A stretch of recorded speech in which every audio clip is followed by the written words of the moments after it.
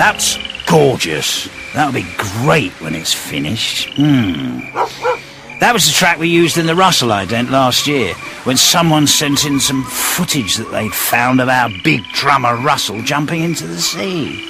I thought at first when I saw it that he'd lost his marbles again and was doing a Reggie Perrin, basically throwing himself into the murky deep. But then it turns out he was on his way over to Plastic Beach. Maybe he just got the hump because I'd been using drum machines to make the record instead of getting him to do it. Thing is, right, I'd no idea where he was and I needed to get going, so that's how it all ended up the way it did. Anyway, by the time he turned up at Plastic Beach, Christ, the size of him was unbelievable. He'd swallowed all this poisonous fish on the way over. All the radioactive polluted fish, and the stuff had just mutated him, so he grew into some kind of giant. Anyway, I think this is the track we used when we posted that footage of Russ online. Crashing Down by me, Gorillaz. I was thinking about this the other day, about the end of the world and the apocalypse and all of that. I was thinking, what do you think is going to be the soundtrack, when the world, the universe, and all it contains implodes? The grand finale, God's final bow, the exit. Do you know what I think it'll be? Herb Alpert with Spanish Flea. Oh, hang on. Let me just do a... Oh, that's better. That's strong. Oh, I feel great now. So that was it. The Gorillaz live band hijacked my stage last year on their Plastic Beach World Tour. And that's probably when things started to go wrong inside my head.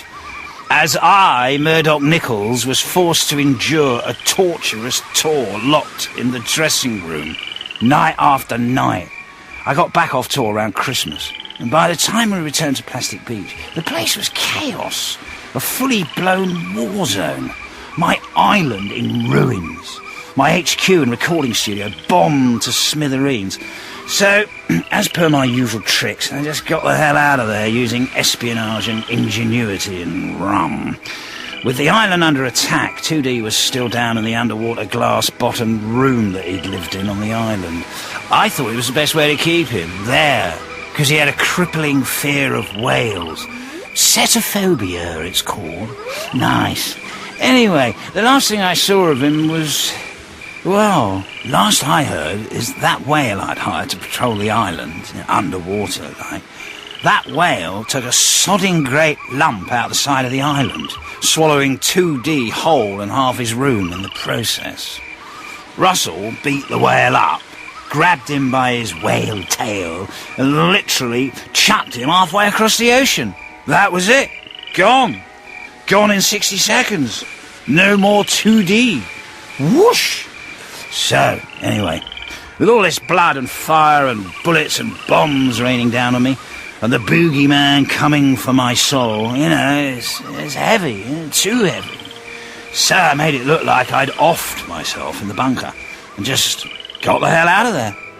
Then I just packed up my plastic bags of precious and rowed away, under the silvery moon, the waves gently lapping at the side of the boat. And for weeks I rowed, ate, read, drank. It was actually very calm, really. Well, until the storm hit, my boat got whisked up in a typhoon. I was thrown thousands of miles. Then the storm broke. Next thing, I hit dry land with a bump. Actually, you know what? I've got to go for a tinkle now. Listen, have a little break and then I'll come back to all about this in a minute. Here's Little Dragon, who toured with us all last year with a song about a little man. Here's Little Dragon with Little Man.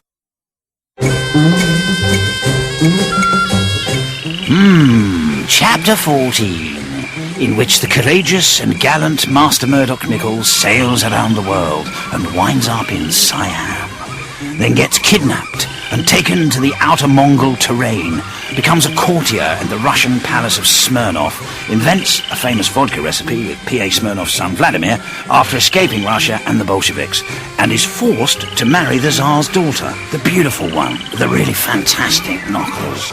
I don't know, where was I? It's a long story, this. Anyway, after I escaped Plastic Beach, I got into all kinds of trouble, most of which I just can't repeat here. I'm sure it'll all come out sooner or later. That's the way the world is now, isn't it? You can't even throttle someone with your bare hands without it ending up on Facebook or whatever that thing's called. I got caught up in a duel in which I shot a man dead with a pistol, lost the top part of my ear in the melee, got trapped inside a glass bottle in an underwater cave, fought a shark, which I learnt how to do in underwater fighting school. So I've kept myself busy, really, and eventually, I wound up here in Hawaii. I think it's, gorgeous island, really. Just gorgeous. Only paid $2,000 for it. Fantastic weather. Wonderful company. The girls, the drinks. It's everything that Plastic Beach should have been. I'm happy now. Really happy. These are the rewards of a life lived at the top. The high-octane, white-knuckle ride of Gorillaz has taken a pause. While in my dotage, I get time to reflect on my glorious career and plan my future mistakes. So, are we closing the book on Gorillaz? I wouldn't close the book on anything. And in essence, for me, it's just music making, whatever it is. I don't happen to be doing that at the moment. What's happening whenever it's happening is what I'm into. So, simply, I'm not closing the book on it. I'm putting a bookmark in the book. I've put the book down, and I'm probably reading another one at the moment. I think this one's called Razzle, issue 257. Looking to the future, I don't have many ambitions left, but, I'd really like to do something with someone like, say, Outkast. That would be an idea. Or at least some of the members of their team. That'd be fun, don't you think, listeners? So, there you go. You've been listening to me, Murdoc Nichols, bass player, dream chief, mastermind and boss of Gorillaz, hosting a very special one-off radio show for you all to celebrate 10 years of Gorillaz, my band. 10 years old. What an incredible journey. What a way we came, From the Camden Brown House in 1998 to headlining Glastonbury last year. We took that sound and sailed it round the world. Played the Grammys with Madonna just in a nappy and a bus driver's hat. Me, not her.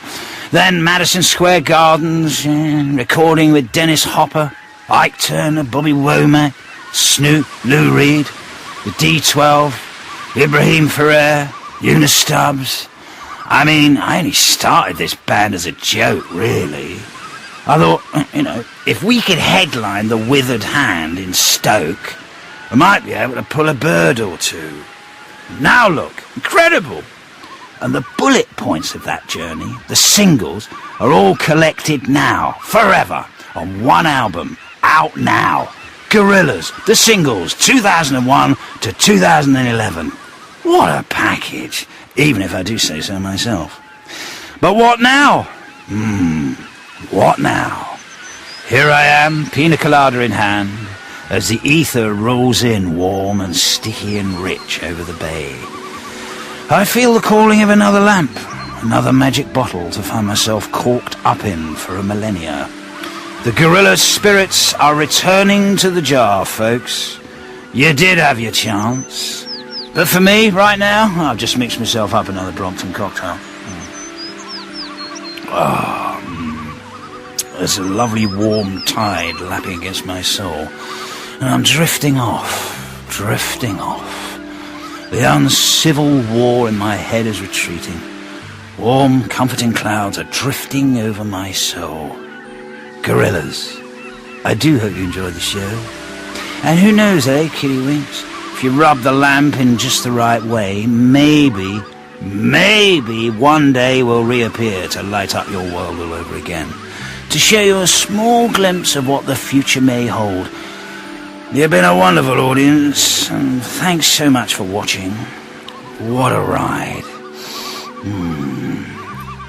You've been listening to me, Murdoc Nichols from Gorillaz, talking about me, Murdoc from Gorillaz, about my band, Gorillaz.